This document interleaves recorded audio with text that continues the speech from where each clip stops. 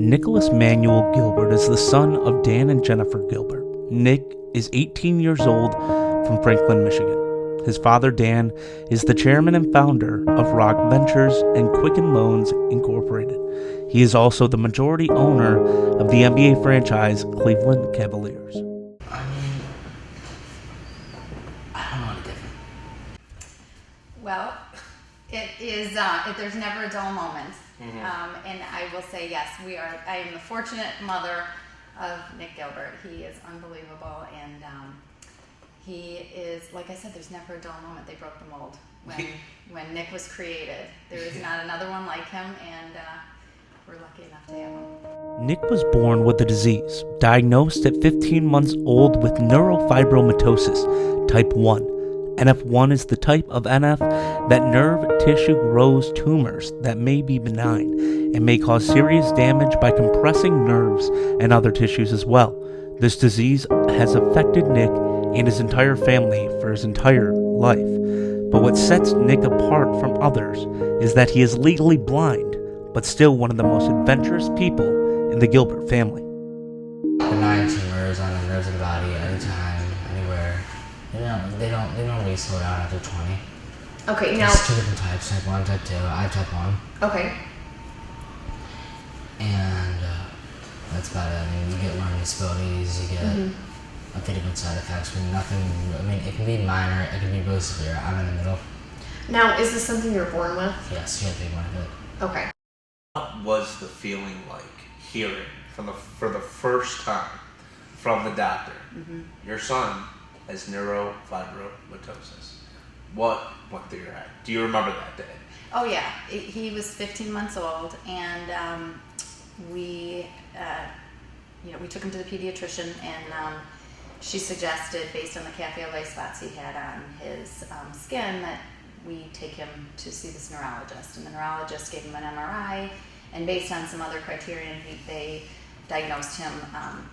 Once they got the MRI back and they found the optic glioma, which is the tumor on his optic nerve, they diagnosed him with NF1. I have a couple. Okay. Nothing major, just they're looking at it. I take chemo every month. Okay, I was just going to ask you about treatment. So you do chemotherapy Yeah. to kind of, is it just to kind of like reduce it or keep it under control? Control. Or under And it's control? really controlled right now, so. Okay. We're debating to stop, or we don't know what we're doing yet with the dosage wise. Because you said you're getting closer to the age where maybe it would kind of slow down, or Yeah, it tends to slow down after So 20 is when what I hear. you're born with a disease and you learn about it early on, it really is just important to talk about it on a daily basis, as opposed to, it wasn't like he was 5, 10 years old, 15 years old, where you could actually have a conversation at whatever level he could understand it. Right. It really was just talking about it and it becoming the norm. So it wasn't so scary. But, when he went in for brain surgery, I mean, there was that moment. He was 10 years old, and it was, that was the moment that it was like, you're going to get your waterworks. That before he goes in, I mean, you have to have that conversation.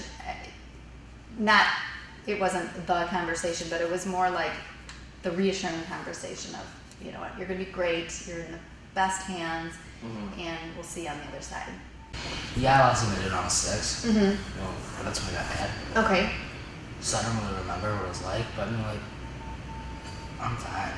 I do everything almost anybody else can do. There's a few things I can't do, like drive and stuff.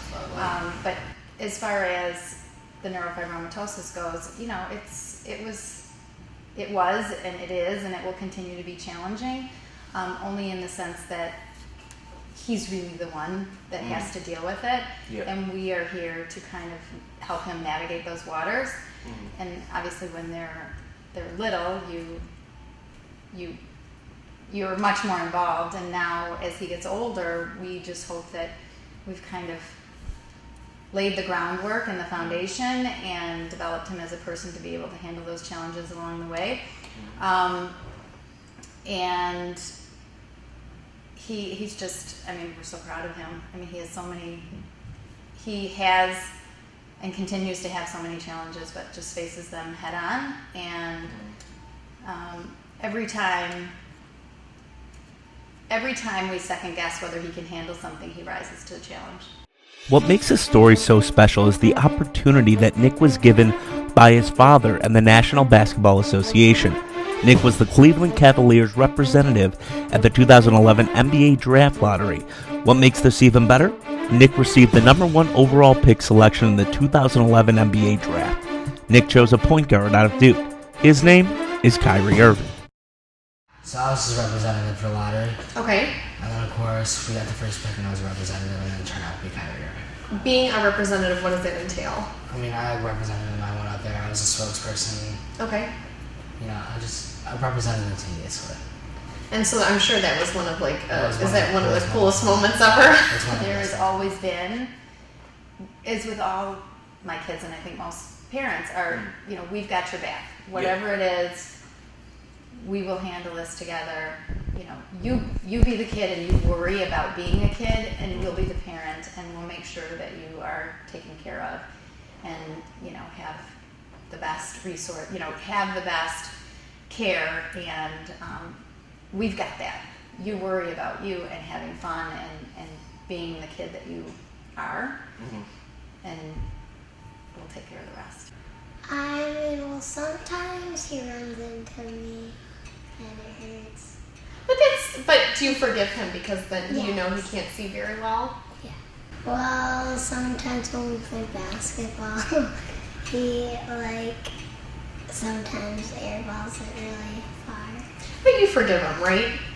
And you let it slide. Yeah. Although Nick is still visually impaired and still has to undergo chemotherapy regularly, he still tries to live his life as happily and positively as he can. Especially for his little siblings, he wants to be a role model. With his freshman year of college coming to a close, Nick is completing the transition to college, and as usual, is loving every second You know, I of have it. my average life, and I get around, go to classes, hang out with my friends, party sometimes. You know, Naturally. naturally. But, you know, like, it's really not that bad. I mean, at first I thought it was going to be bad. I used to... The transition, kind the of. transition was bad. Like, you know, I used to walk in sick at the beginning. Okay. But then it kind of... What's the word? He seems naive Uh-huh. and very young at heart. Mm-hmm. And he is, but at the same time, he is just an old soul who is wise, and he gets it. He knows what's important, and I don't know. He continues to amaze us. Well, I think there's nobody out there that loves life as much as Nick does, and he wants to take advantage of every second of every day. Yes, Nick is legally blind, but that does not limit him from trying to do everything everyone else does daily, even if it's a little bit different. Normal life, I mean, just visually impaired with normal life. Nothing, I mean, like, I just live every day like, you know, I got nothing.